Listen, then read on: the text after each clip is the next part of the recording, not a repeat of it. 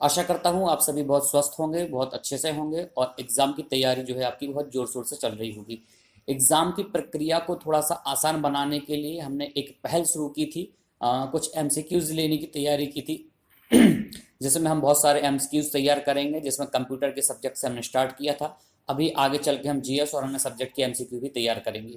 मुझे उम्मीद है कि ये एमसीक्यू जो रहेंगे, इस प्रकार से अगर आप तैयारी करेंगे तो इसका बहुत अच्छा बेनिफिट आपको मिलेगा।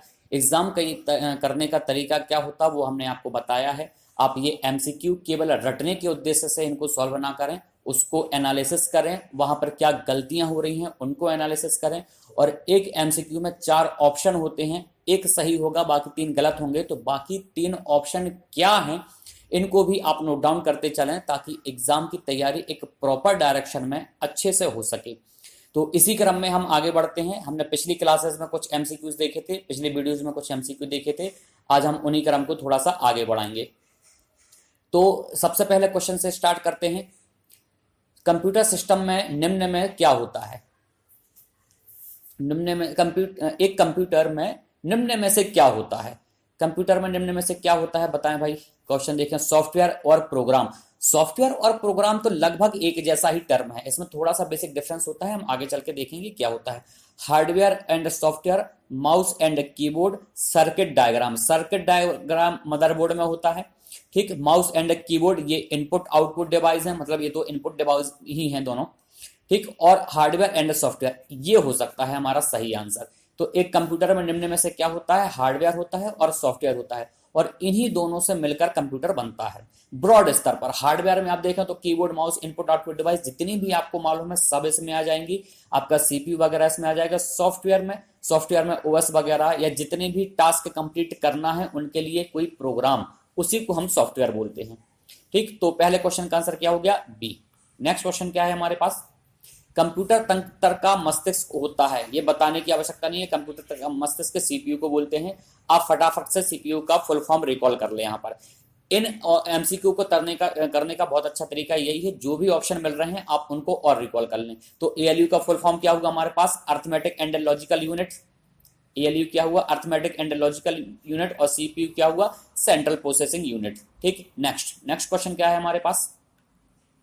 व्यक्तिगत तौर पर किस कंप्यूटर का प्रयोग किया जाता है? तो व्यक्तिगत तौर पर मतलब ये पूछ रहा है पर्सनल कंप्यूटर कौन सा है, पीसी कौन सा है। तो पीसी कंप्यूटर हमने देखा था 4th जनरेशन में कंप्यूटर आया था जिनको हम पीसी बोलते थे। और इनको पीसी क्यों बोल रहे थे? क्योंकि व्यक्तिगत तौर पर तैयार होने लगे थे। दूसरा, इन कंप्यूटर्स में एक विशेष खासियत थी, क्या? कि ये माइक्रो प्रोसेसर का प्रयोग करते थे। माइक्रो प्रोसेसर का प्रयोग इन कंप्यूटर में होने लगा। तो उससे क्या फायदा हुआ था? जब माइक्रो प्रोसेसर का प्रयोग हमने किया तो वो कंप्यूटर बहुत छोटे हो गए और जो हमारी टेबल पर और डेस्कटॉप पर रखे जाने लगे। इसलिए व्यक्तिगत तौर पर किस कंप्यूटर का प्रयोग किया जाता है? तो माइक्रो कंप्यूटर का प्रयोग किया जाता है। ये चिप पर आधारित कंप्यूटर होते हैं, इसलिए इन्हें कंप्यूटर ऑन आ चिप भी कहा जाता है, ठीक। इसका आप स्क्रीनशॉट लेकर रखना चाहें तो, ठीक। एक छोटा कंप्यूटर है जो जिसका सीपीयू माइक्रो प्रोसेसर के डिजाइन पर आधारित होता है और इन्हें डेस्क पर सरलता पूर्वक रखा जा सकता है। एक बार में एक ही व्यक्ति इनका प्रयोग करता है, इसलिए इनको हम सिंगल यूजर भी बोल सकते हैं, ठीक। सिंगल यूजर क्यों? एक बार में एक ही व्यक्ति प्रयोग करेगा। इनपुट आउटपुट के लिए कीबोर्ड और मॉनिटर का प्रयोग कर रहे हैं। 1,00,000 संक्रिया मतलब 1,00,000 इंस्ट्रक्शन पर सेकंड, ये रफली मोटा मोटी, ठीक है। 1,00,000 अब एग्जैक्ट 1,00,000 नहीं है, कोई बोले 99,999, तो हाँ थोड़ा सा वेरी कर सकता है।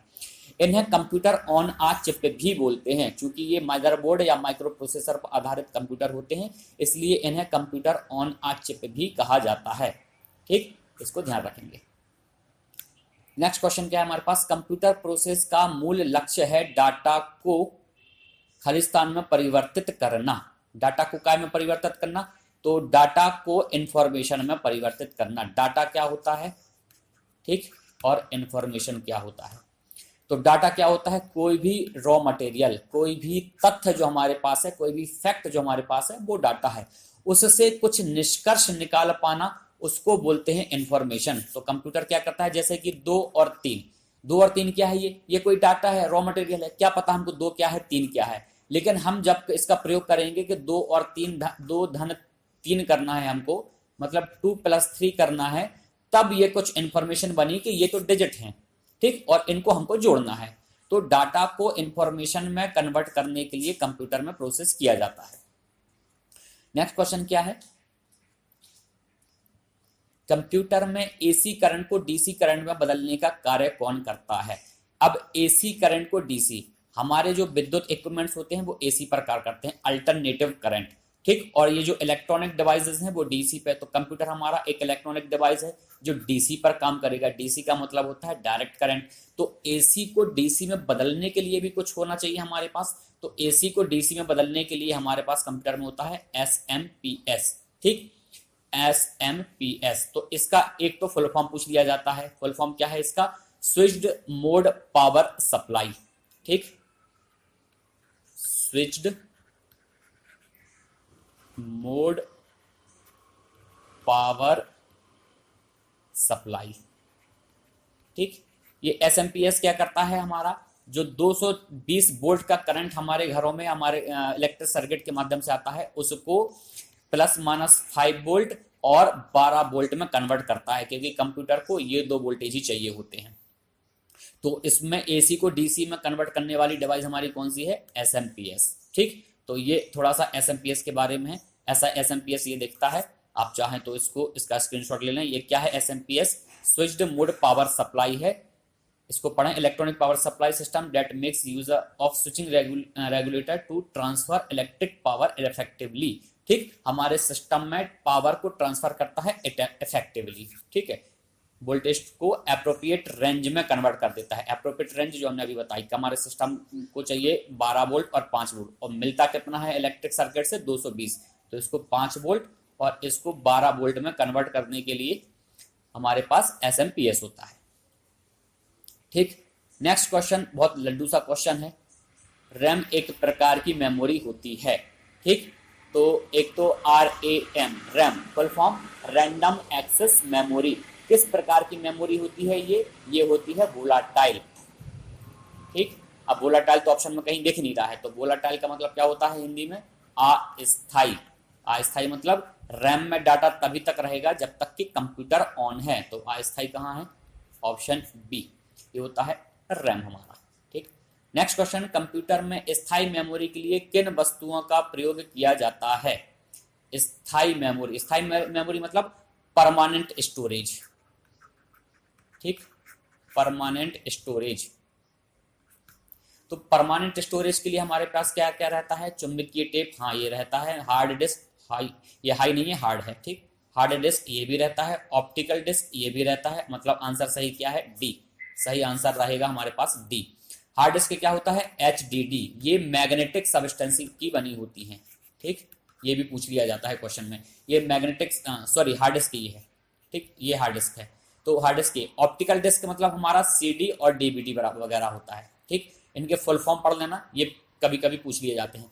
पटवारी के एग्जाम के लिए हम लोग ये तैयारी कर रहे हैं। हमारा भी मेन फोकस पटवारी के एग्जाम में है, और सिलेबस में अगर आप देखेंगे तो उन्होंने केवल एक शब्द लिखा है, सामान्य कंप्यूटर। और सामान्य कंप्यूटर में यही जनरल बातें पूछी जाती हैं कि फुल फॉर्म क्या है, CD का फुल फॉर्म, DVD का फुल फॉर्म क्या है, किस पदार्थ की बनी होती है, कितना स्टोरेज करता है। इसमें बहुत ज्यादा गहराई में उतरने की आवश्यकता नहीं होती, ठीक, और ना ही आपको जाना चाहिए। सिंपल सा है, 25 क्वेश्चन है, 25 में से कंप्यूटर वो पोर्शन है जिसमें 20+ क्वेश्चन सही हो सकते हैं विद इन 10 मिनट। यहाँ के 10 मिनट बचा के आप दूसरी जगह उसका इस्तेमाल करेंगे। तो CD DVD वगैरह क्या है, ये ऑप्टिकल डिस्क है। हार्ड डिस्क हमारा मैग्नेटिक सब्सटेंस से बना होता है। और चुंबकीय टेप जो पुराने जमाने में कैसेट होती थी, ठीक, वो होती थी चुंबकीय टेप। एक प्लास्टिक की एक पन्नी होती है, उस पर मैग्नेटिक सब्सटेंस लगा रहता है जो जिसमें गाने भरे जाते थे, ठीक। तो हार्ड डिस्क और ऑप्टिकल में एक डिफरेंस और है। यहाँ पर एक डिफरेंस की अगर हम बात करें तो ये जो है हमारे हार्ड डिस्क और ऑप्टिकल, इसमें क्या है, रैंडम एक्सेस होता है, ठीक। रैंडम एक्सेस मतलब हमको कहीं से भी कोई भी डाटा एक्सेस कर सकते हैं। जबकि चुंबकीय टेप में अगर आपने कभी कैसेट से गाने सुने हो, और मान लीजिए कैसेट में 5 गाने हैं और 5वें गाने तक पहुंचना है तो पहले 4 हमको फास्ट फॉरवर्ड करने पड़ते थे। इसका मतलब ये है कि चुंबकीय टेप जो है हमारा सिक्वेंस में होता है, इसमें सिक्वेंशियल एक्सेस होगा डाटा का, एक के बाद एक के बाद एक। जबकि बाकी सब में क्या होता है, डायरेक्ट एक्सेस हम कर सकते हैं डाटा का, नेक्स्ट क्वेश्चन क्या है, सॉफ्टवेयर को खालिस्तान भी कहते हैं। सॉफ्टवेयर को खालिस्तान भी कहते हैं क्या, प्रोसीजर, ठीक, डाटा, प्रोग्राम और इंफॉर्मेशन, ये होता है प्रोग्राम। पहला क्वेश्चन याद कीजिए, सॉफ्टवेयर और प्रोग्राम लिखा था, हमने बोला था कि कुछ बेसिक सा डिफरेंस होता है। तो कई सारे प्रोग्राम मिलकर एक सॉफ्टवेयर बनाते हैं। दो यहाँ पर एक्चुअल में तीन टर्म होते हैं, एक होता है हमारा प्रोसेस, ठीक, प्रोसेस क्या है, उसके बाद प्रोग्राम क्या है, और उसके बाद सॉफ्टवेयर क्या है। तो प्रोसेस होता है कोई एक इंस्ट्रक्शन जो हम कंप्यूटर के देने वाले हैं, कोई भी एक इंस्ट्रक्शन, जैसे 2 धन 3 करना है, ये प्रोग्राम होता है सीक्वेंस ऑफ इंस्ट्रक्शन, मतलब एक के बाद एक काम करना है, पहले टास्क 1, फिर 2, फिर 3, फिर 4, ये क्रम नहीं बदलेगा, इसी क्रम में रहेगा, और ऐसी कलेक्शन ऑफ प्रोग्राम सॉफ्टवेयर कहलाते हैं। नेक्स्ट क्वेश्चन, कीबोर्ड के जिन बटनों पर F1 F2 आदि लिखा होता है उन्हें क्या कहते हैं। सबको पता है ये होती है फंक्शन की, ठीक, बिना राग लपेट के सीधा आंसर बनेंगे। इसमें आंसर क्या होगा हमारा, फंक्शन की। फंक्शन की संख्या कितनी होती है, 12, ठीक, F1 से लेके F12 तक, ठीक। यहां पर एक काम कीजिएगा, आप फंक्शन की के नोट्स बना लीजिएगा। फंक्शन की के नोट्स आपको कहीं पर भी मिल जाएंगे, किसी भी किताब में मिलेंगे, ठीक। तो F1 वगैरह, F1 क्या करता है, F2 क्या करता है, ऐसे जैसे F1 क्या है हमारा, हेल्प कुंजी है, F2 क्या है हमारा, किसी हमारा जो फोल्डर वगैरह है उसमें नेम चेंज करने के लिए या फिर रीनेम करने के लिए, किसी फोल्डर या डायरेक्टरी है उसमें सीधा आप F2 दबाएंगे तो फाइल का नाम या फिर फोल्डर का नाम चेंज करने का ऑप्शन दे देगा। तो रीनेम का के लिए है, रीनेम है, F2 का के लिए, रीनेम के लिए, F1 हेल्प के लिए, ऐसी पूरी मिल जाएंगी आपको, उसमें शॉर्ट नोट्स आप लोग बना लीजिएगा।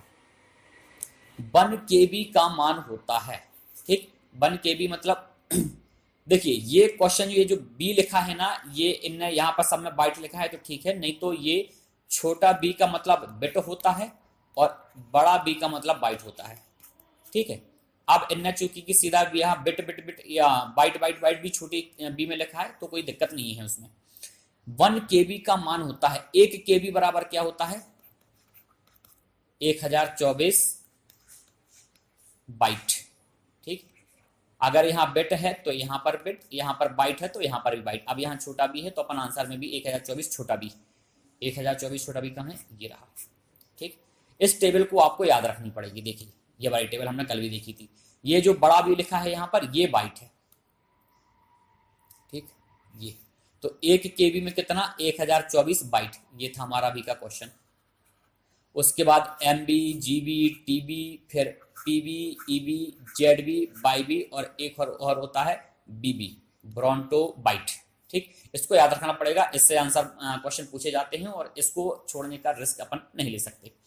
नेक्स्ट क्वेश्चन क्या है, कंप्यूटर के अन्य सभी कंपोनेंटों की गतिविधि को कोऑर्डिनेट करने वाला, कोऑर्डिनेट करना है, CPU का कौन सा भाग होता है। तो CPU में कितने भाग होते हैं हमारे पास, ठीक, CPU में हमारा क्या होता है, एक ALU होता है, एक CU होता है और कुछ रजिस्टर्स होते हैं।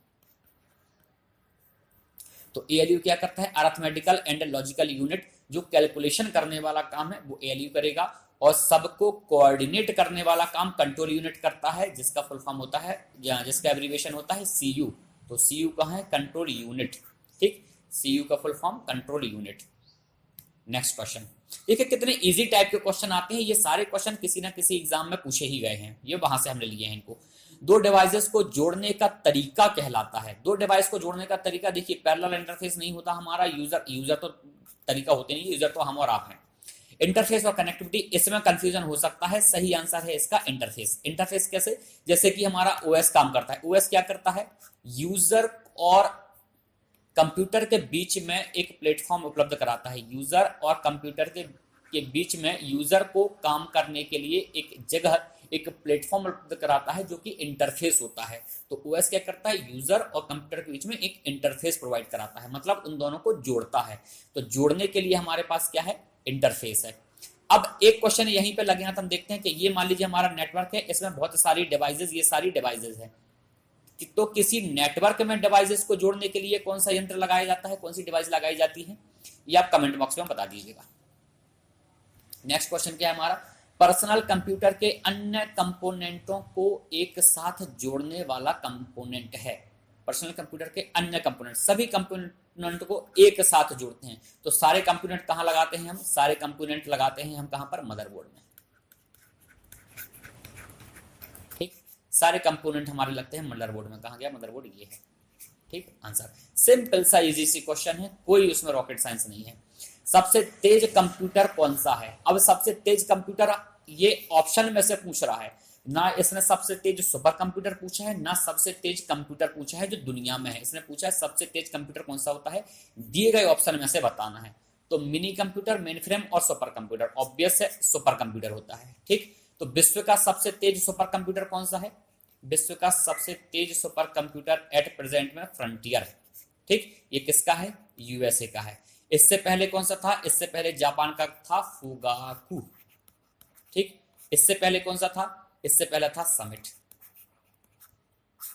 ठीक, तो दुनिया का वर्तमान में सबसे तेज सुपर कंप्यूटर कौन सा है? फ्रंटियर है, 2022। नेक्स्ट क्वेश्चन,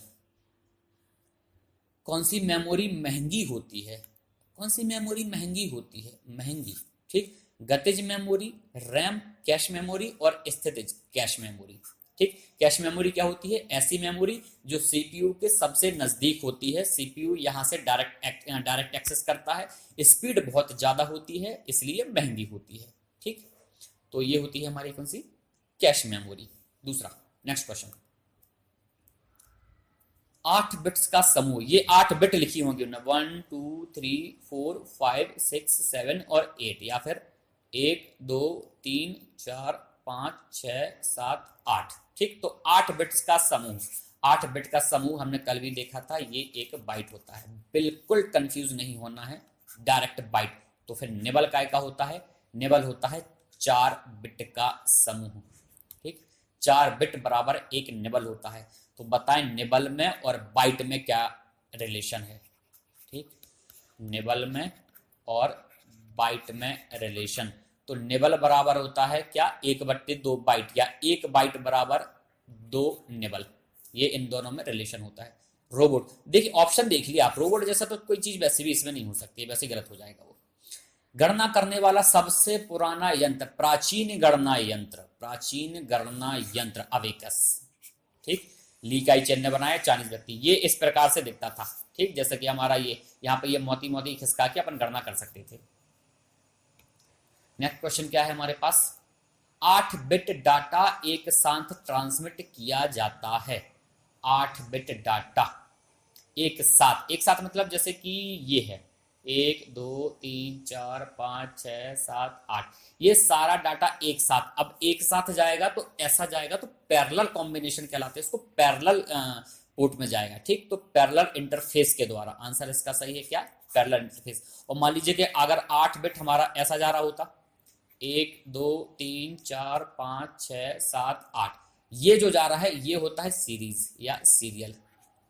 ठीक, ये सीरियल इंटरफेस कहलाता है। और अगर 8 बिट एक साथ ट्रांसमिट हो रही है तो इसको बोलते हैं हम क्या? Parallel interface. ठीक, बने रहें आप इसी वीडियो में। अभी आगे चलकर हम एक्सेस की एमएस एक्सेल की शॉर्टकट की को भी देखेंगे बहुत अच्छे तरीके से, कैसे वर्कबुक और वर्कशीट में क्या डिफरेंस होता है ये सब, और इनके बारे में कुछ शॉर्टकट की। नेक्स्ट क्वेश्चन क्या है हमारा? बहुत आसान सा, एएलयू का पूरा नाम arithmetical and logical unit, B arithmetic and logical unit. ठीक, नेक्स्ट क्वेश्चन क्या है हमारे पास? डिस्क और टेप ड्राइवर मुख्यतः निम्न रूप में प्रयुक्त होते हैं। ठीक, डिस्क और टेप ड्राइवर किस रूप में प्रयुक्त होते हैं? सॉफ्ट कॉपी बिल्कुल नहीं, हार्ड कॉपी बिल्कुल नहीं, सभी नहीं। क्या? सेकेंडरी स्टोरेज डिवाइस है। डिस्क का मतलब यहाँ पर हार्ड डिस्क से है, और टेप ड्राइवर मतलब मैग्नेटिक टेप से है, जिसको हम कैसेट अभी बोल रहे थे। ठीक, तो मैग्नेटिक टेप से है, तो ये क्या है? सेकेंडरी स्टोरेज डिवाइसेस हमारी। नेक्स्ट, कैश मेमोरी क्या है? कैश मेमोरी क्या है? एक ऐसी मेमोरी जिसमें डाटा बहुत तेजी से एक्सेस किया जा सकता है, जो सीपीयू के सबसे ज्यादा नजदीक होती है, जिसमें अलग अलग लेवल होते हैं, लेवल 1, लेवल 2, लेवल 3, और लेवल 1 सीपीयू के सबसे ज्यादा नजदीक होता है। तो आंसर क्या होगा इसका? प्रत्यक्ष, सेकेंडरी, सेकेंडरी बिल्कुल नहीं होती। प्रत्यक्ष मेमोरी में थोड़ा सा कंफ्यूजन है, इनमें से कोई नहीं हो सकता। सीपीयू तथा मुख्य मेमोरी के बीच स्थित तीव्र मेमोरी, प्रत्यक्ष, और इसमें से अगर एक को सिलेक्ट करना है तो फिर आंसर सी ही सही होगा, क्योंकि सीपीयू के सबसे नजदीक होती है और सीपीयू और रैम के बीच में ये कहीं लगाई जाती है। ये अगर हमारे पास कैश मेमोरी है तो यहाँ होगा हमारा सीपीयू और यहाँ होगी हमारी रैम। ठीक, तो रैम से ही कुछ डाटा है जो उठा के हम कैश मेमोरी में रख ले जाते हैं। रैम बहुत सारे ब्लॉक से मिलकर बनी होती है जिनको सेल बोलते हैं, और जो सेल बार बार इस्तेमाल हो रहे हैं, फ्रिक्वेंटली यूज हुए हैं, उन सेल को उठाकर रैम में रख लिया जाता है। ठीक, बस इतना है रैम के बारे में। सीपीयू के सबसे पास सबसे तेज। डिस्क को ट्रैक और सेक्टर में विभाजित करने की प्रक्रिया क्या कहलाती है? इसको फॉर्मेटिंग बोलते हैं। ठीक, तो हमारी हार्ड डिस्क होती है, हमने आपको बताया था कि ये ऐसी हमारी हार्ड डिस्क बनी होती है मान लीजिए। ठीक, और ये जो है बहुत सारे ट्रैक, अब ये जो पूरा एक राउंड दिख रहा है ये कहलाता है ट्रैक।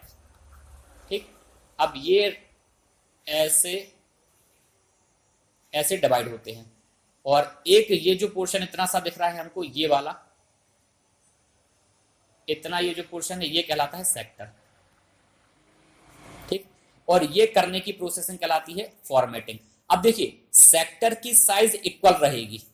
ठीक, हर सेक्टर की साइज इक्वल रहेगी। जैसे कि रैम में नंबर ऑफ सेल जो है, सेल की साइज इक्वल रहती है, ये सेल है, रैम सेल की साइज सबकी बराबर होती है। ऐसे ही यहां पर हार्ड डिस्क में सेक्टर की साइज बराबर रहेगी। नेक्स्ट क्या है? सीडी का फुल फॉर्म। सीडी का फुल फॉर्म कॉम्पैक्ट डिस्क होता है, एक प्रकार की ऑप्टिकल डिवाइस है, सेकेंडरी डिवाइस होती है, सेकेंडरी स्टोरेज इसको बोलते हैं। ठीक, कुछ एमबी मतलब 1 जीबी से थोड़ा सा कम डाटा इसमें रख सकते हैं अपन। ठीक, 1 जीबी से थोड़ा सा कम डाटा इसमें रख सकते हैं, और इसलिए फिर डीवीडी लाई गई थी जिसमें डाटा थोड़ा सा और ज्यादा रख पाए। सीडी का फुल फॉर्म क्या होगा हमारा? Compact disc. नेक्स्ट क्वेश्चन देखते हैं। डीवीडी उदाहरण है। डीवीडी, तो पहले तो डीवीडी का फुल फॉर्म,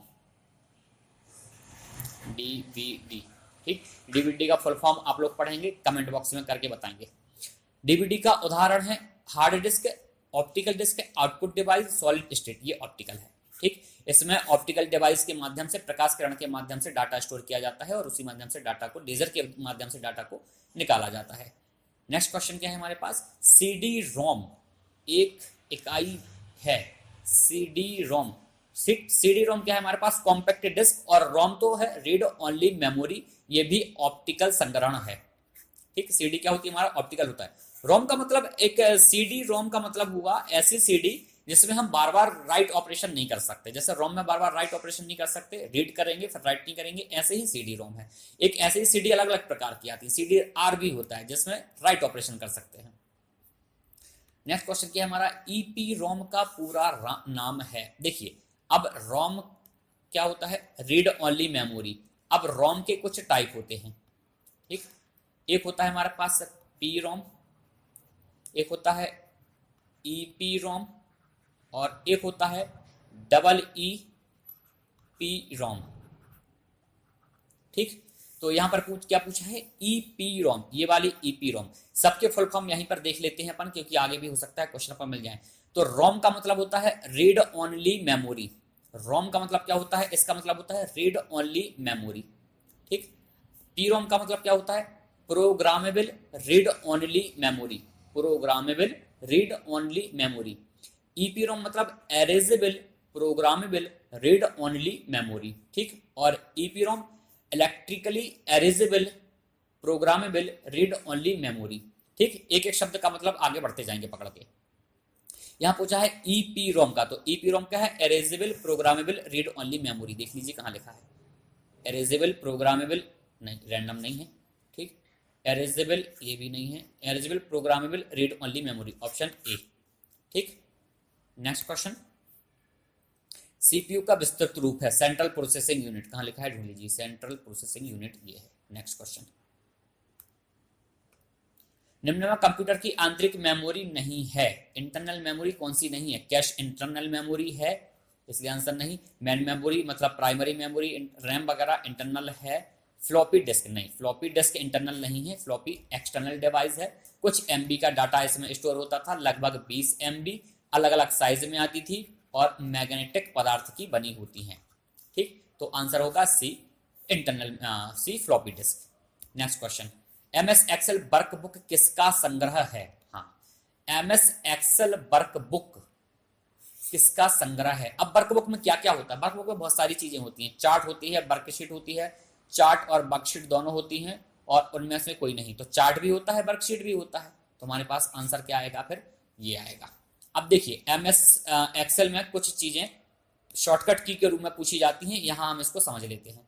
अब अगर आपको ये थोड़ा सा यहाँ पे दिख पा रहा हो, ठीक, बहुत छोटी सी स्क्रीन है, ये लिखा हुआ है सबसे ऊपर यहाँ पे बुक 1, ये कहलाती है वर्क बुक। तो ये जो पूरा पोर्शन हमको यहाँ पर दिख रहा है, ये पूरी एक वर्क बुक है। ये कई सारी सेल से मिलकर बनी होती है, सॉरी कई सारी सीट से, हाँ कई सारी सेल से मिलकर बनी होती है। ये जो पूरा यहाँ पे दिख रहा है, ये बहुत सारे पूरे के पूरे सेल हैं, ठीक। और एक जो यहाँ पर जिस पे ये जो है, ठीक, ये एक सेल है ये वाला, और ये इसका जो नाम होगा वो यहाँ नेम बॉक्स में से होता है। देखिए A1 दिख रहा है यहाँ पर, ठीक। तो ये एक्टिव सेल है।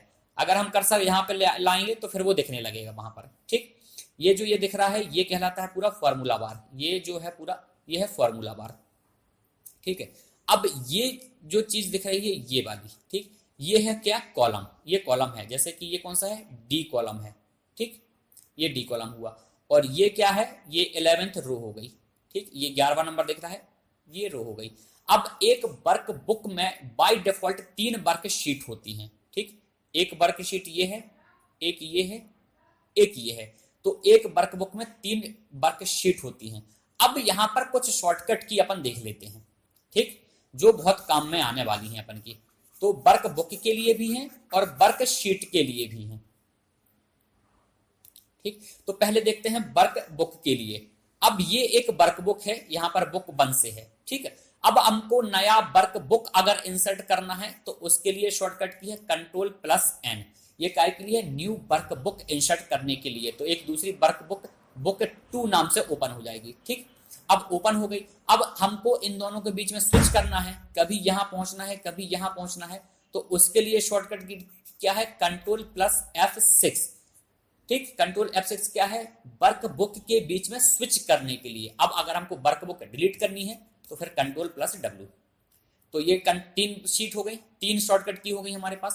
Ctrl+N काय के लिए है, Ctrl+N है नई वर्क बुक को इंसर्ट करने के लिए। अब नई वर्क बुक इंसर्ट हो गई तो उनके बीच में स्विच करना है हमको, कभी 1 नंबर पे कभी 2 नंबर पे। तो फिर Ctrl+F6 और Ctrl+W है ये जो वर्क बुक है इनको डिलीट करने के लिए, ठीक। तो ये है हमारी वर्क बुक से संबंधित। ऐसे ही है वर्क शीट से संबंधित। तो नई वर्क शीट अगर हमको इंसर्ट करनी है तो उसके लिए हमारे पास शॉर्टकट की क्या है, Shift+F11। शिफ्ट के साथ F11 अपन प्रेस करेंगे तो नई वर्क शीट इंसर्ट हो जाएगी। वर्क शीट मतलब ये वाली, जैसे कि एक ये शीट यहाँ दिख रही है, ठीक, एक शीट यहाँ पर दिख रही है, तो एक नई शीट आ जाएगी। और जो नई शीट इंसर्ट होगी वो इसके लेफ्ट साइड में होती है, ठीक, यहाँ लेफ्ट साइड में इंसर्ट होती है। अब ये हो गई। अब 3 सीट पहले से हैं, एक हमने इंसर्ट कर ली, 4 हो गई। हमको इनके बीच में स्विच करना है। तो स्विच करने के लिए फिर हमारे पास क्या शॉर्टकट की है, control page up, control page up, page up और पेज डाउन है ना। पेज अप अगर अपन लेफ्ट में पूरे पहुंच गए तो फिर पेज अप नहीं चलेगा, फिर पेज डाउन करके हमको दूसरी पे आना पड़ेगा। तो पेज अप और पेज डाउन दोनों से होगा। अब मान लीजिए हमको डिलीट करना है, तो डिलीट करने के लिए शॉर्टकट की है Alt+E+L, ठीक। इस तरीके से हम डिलीट कर सकते हैं। डिलीट करने के लिए और भी तरीके हैं। एक क्या है, हम होम पर जाएंगे, होम पर डिलीट का ऑप्शन आता है, वहां से डिलीट कर देंगे। दूसरा, हम इस सीट पर, जो भी सीट है यहाँ पर राइट क्लिक करेंगे, राइट क्लिक करके एक पॉपअप विंडो खुलेगी, वहां पर डिलीट का ऑप्शन होगा, वहां से डिलीट कर सकते हैं। तो ये हो गई हमारी 6 शॉर्टकट की, ठीक, जिनको अपन को ध्यान रखना है। आप इस प्रकार से क्या इसके नोट्स बना लीजिए ताकि हमको चीजें ध्यान रहें। एक तरफ लिखिए वर्कबुक, एक तरफ लिखिए वर्कशीट। वर्कबुक में इंसर्ट करना, डिलीट करना, स्विच करना, वर्कबुक में इंसर्ट करना, डिलीट करना, स्विच करना, ये तरीके, ठीक। अब 2-3 बातें हम यहाँ पे लगे हाथ और एक्सेल के संबंध में देख लेते हैं, ठीक। हमारे पास कॉलम और रो है यहाँ पर। तो ये कॉलम दिख रहे हैं हमको A, B, ऐसा ऐसा Z तक। तो ये मैक्सिमम कितने कितने होते हैं, मतलब आखिर तक में कितने जाएंगे, तो टोटल कितने होते हैं, टोटल होते हैं 16,384, ठीक। और इनकी जो नंबर होता है, देखिए अब ये नंबर तो दिख नहीं रहा है यहाँ पर, तो नंबर क्या है ELM, ऐसा ऐसे नंबर दिखेंगे हमको अल्फाबेट में। तो ये आखिरी क्या होता है XFD, ठीक, ये XFD। और कॉलम कितने रहेंगे हमारे पास, सॉरी रो कितने रहेंगे, 1 2 3 4, ये 29 तक दिख रहा है। ये रहता है 10 48 576, ठीक, 10 48 576 ये रहते हैं नंबर ऑफ रो और कॉलम का नाम क्या रहेगा, XFD, ये रहते हैं कॉलम। ठीक, चलिए बाकी की बातें MS एक्सेल में फिर कभी। नेक्स्ट क्वेश्चन क्या था हमारा, कौन सा पुर्जा जो पूरे सिस्टम का प्राथमिक पुर्जा कहलाता है।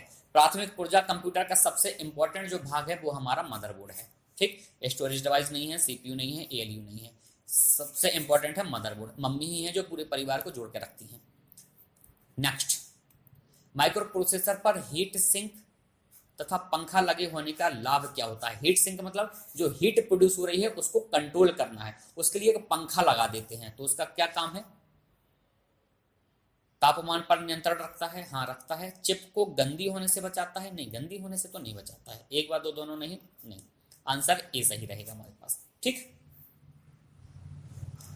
नेक्स्ट क्वेश्चन क्या है हमारे पास, निम्न में से कौन सा कंप्यूटर का एक इनपुट उपकरण है। इनपुट डिवाइस आउटपुट डिवाइस के केवल नाम पूछे जाते हैं, नाम की लिस्ट हम आपको भी दे देंगे नेक्स्ट स्लाइड में, आप उसका पढ़ें और उसको यूज करें, स्क्रीनशॉट रख के बार बार देखें, याद हो जाएगा, कोई रॉकेट साइंस नहीं।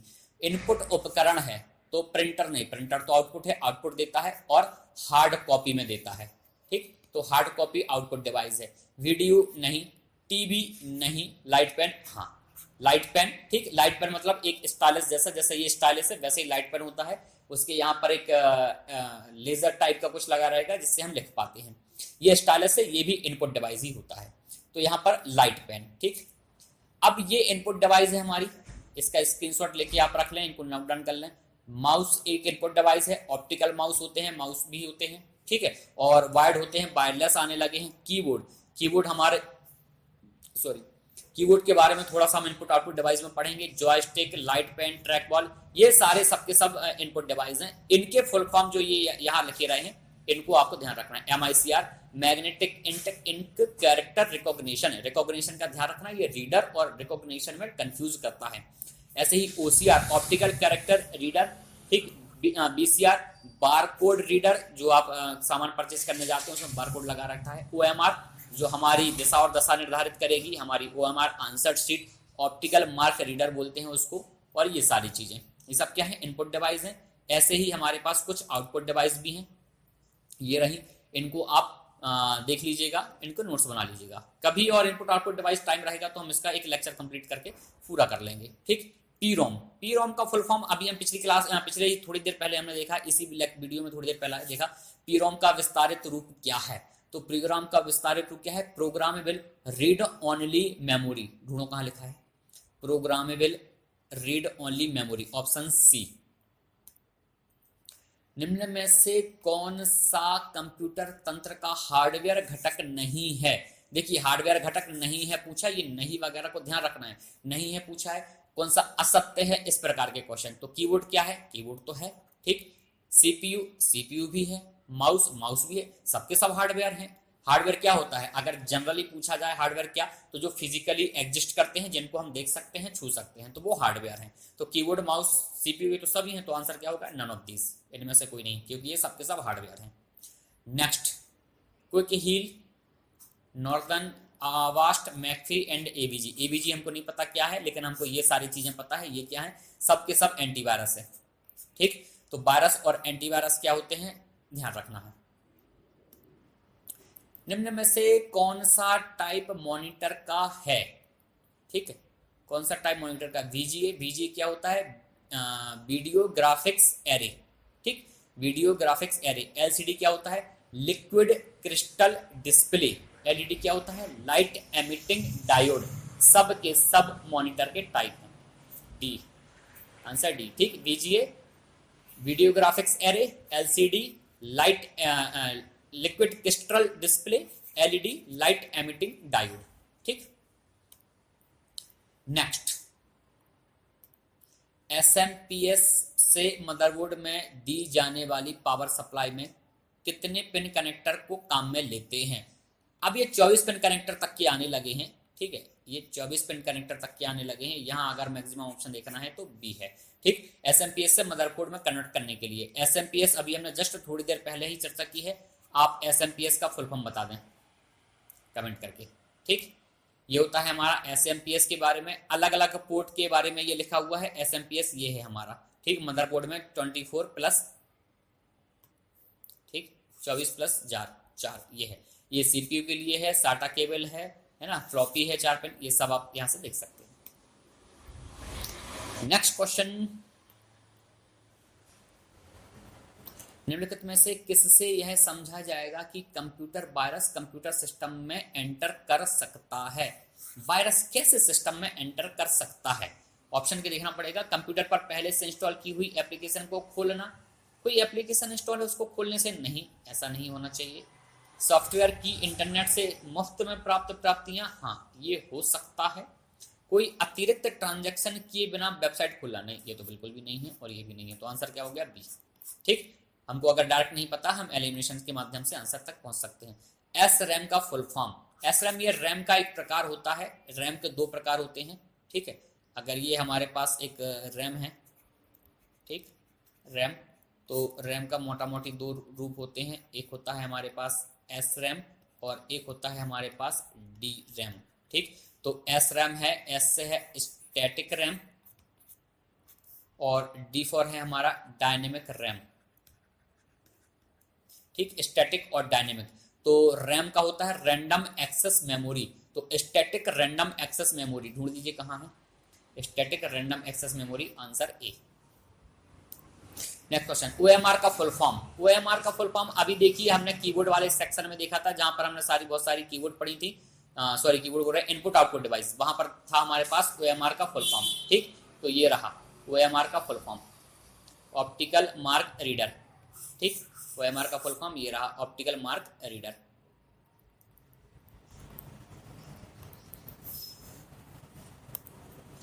ऑप्टिकल मार्क रीडर कहाँ है आंसर में, चेक कर लीजिए, ऑप्टिकल मार्क रीडर ये रहा। ठीक, option B. Next question, UPS क्या होता है? Uninterrupted power supply. अगर हम अपने कंप्यूटर को इलेक्ट्रिक से डायरेक्ट जोड़े हुए हैं और लाइट चली जाए अगर, तो यूपीएस में कुछ इलेक्ट्रिसिटी का भंडार होता है जो सिस्टम को लाइट देता रहता है, इलेक्ट्रिसिटी प्रोवाइड करता रहता है, ताकि बुम करके कंप्यूटर बंद ना हो जाए। तो यूपीएस क्या होता है हमारा?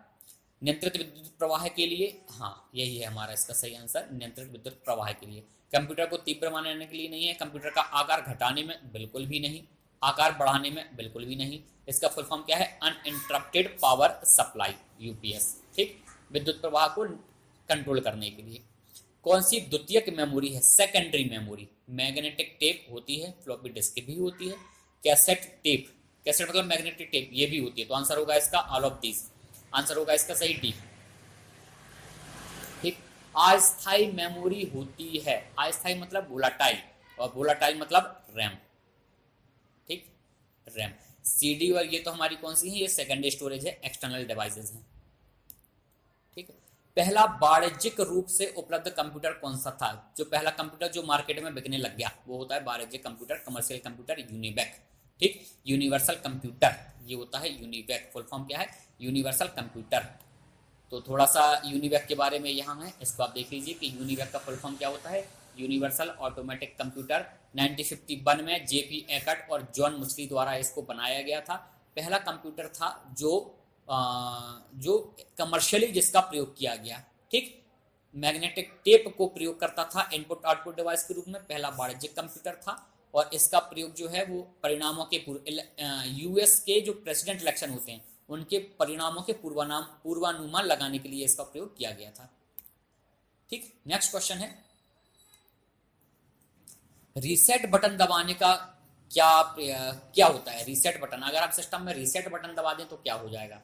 तो कंप्यूटर को बंद करने के लिए नहीं, कंप्यूटर को बंद करने के लिए रीसेट बटन नहीं होता है, कंप्यूटर को चालू करने के लिए भी नहीं होता है, कंप्यूटर की सप्लाई को बंद किए बिना पुनः चालू करना, हाँ ये होता है। ठीक, तो रीसेट बटन क्या करता है? कंप्यूटर की सप्लाई को बंद नहीं करेगा और फिर से उसको चालू कर देगा। ठीक, नेक्स्ट क्वेश्चन क्या है हमारे पास? लास्ट क्वेश्चन देखेंगे हम इसको। पहली पीढ़ी के कंप्यूटर में कौन सा मुख्य पुर्जा काम करता था? First generation computer.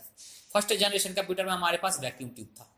ठीक, पहले जनरेशन के कंप्यूटर में वैक्यूम ट्यूब होता था, बहुत बड़े से कंप्यूटर होते थे, बहुत ज़्यादा हीट प्रोड्यूस करते थे, साउंड प्रोड्यूस करते थे। पहले जनरेशन में ही मशीनी भाषा का प्रयोग किया जाता था। ठीक, उसके बाद सेकंड जनरेशन में आ गए थे हमारे पास ट्रांजिस्टर, थर्ड जनरेशन में आ गए थे हमारे पास आईसी चिप। ठीक, और फोर्थ जनरेशन में आ गए थे माइक्रो प्रोसेसर या VLSI, और यहीं से बनने लग गए थे हमारे माइक्रो कंप्यूटर।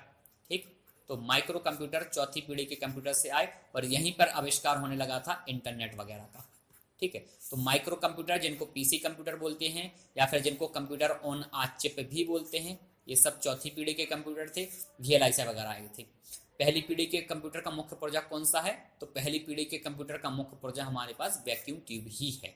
ठीक, चलिए ये थे हमारे आज के क्वेश्चन। उम्मीद है आपको पसंद आए होंगे। आप इनके स्क्रीनशॉट लेके रख लें, इनका मल्टीपल रिवीजन करें और इनसे संबंधित जो टॉपिक है उनको रिकॉल भी करें। केवल यही क्वेश्चन नहीं पढ़ना है, इनसे संबंधित जो क्वेश्चन जैसे इनपुट डिवाइस पूछी गई, तो इनपुट डिवाइस में और सी कौन कौन सी हैं उन सबके नाम आपको ध्यान रखना चाहिए, कम से कम 8-10 डिवाइस के। आउटपुट डिवाइस, अगर एक फुल फॉर्म पूछा है उन्होंने EPROM का, तो EPROM क्या है? रोम का एक टाइप है, तो उससे संबंधित और कौन से क्वेश्चन है? रोम का एक टाइप है, तो रोम का फुल फॉर्म वोलेटाइल है कि नॉन वोलेटाइल है, फिर PROM, EPROM, डबल EPROM, इन सबके फुल फॉर्म, ये सारे इस प्रकार से आप तैयारी करेंगे तो कम समय में बहुत अच्छी तैयारी हो जाएगी। और कलेक्टिव मैनर में तैयारी जब होगी तो एक कॉन्फिडेंस डेवलप होता है, हमको ये पता रहता है कि हमको चीज़ें आती हैं और हम उसको सही कर सकते हैं। क्योंकि बहुत सारे स्टूडेंट्स को ये द्वंद्व रहता है कि सब भूलने लगे हैं। ऑफलाइन क्लासेस में बच्चे कई आके बोलते हैं कि सब भूलने लगे हैं, याद ही नहीं आता, चीज़ ऐसा लगता है कि सब भूल गए हैं, क्योंकि बहुत सारे सब्जेक्ट्स हैं, बहुत सारे क्वेश्चन हैं। ऐसा फील होना लाजमी है, होता है, सबके साथ होता है। लेकिन इस प्रकार से कलेक्टिव मैनर में तैयारी करेंगे तो बहुत आसानी से हो पाएगा। शॉर्ट नोट्स बनाएं और तैयारी को धार दें। अगर ये वीडियो आपको पसंद आया है तो उम्मीद है आप इसको लाइक करेंगे, चैनल को सब्सक्राइब करेंगे और वीडियो को ज़्यादा से ज़्यादा लोगों तक शेयर भी करेंगे ताकि और लोगों को ये हेल्प कर सके। इसी प्रकार के और वीडियो के लिए हमारे साथ जुड़े रहें।